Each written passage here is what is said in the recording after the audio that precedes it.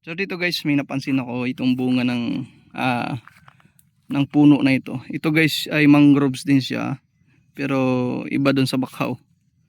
Bakaw din siya pero ibang variety. Ito guys yung bunga nyo. Kung makikita nyo. Sarap yung dito. Ang ganda. Para siyang Kain di ba yan?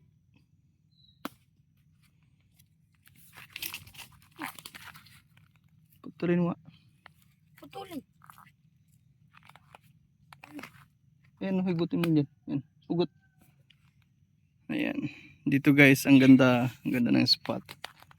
At dito sa likod naman ay ayan, gubat na gubat guys, oh.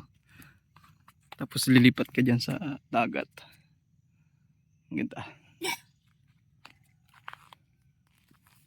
Ito may mga puno ng bakaw. Alam nyo guys, itong dahon nito nung maliliit pa kami. Makapal kasing dahon nito.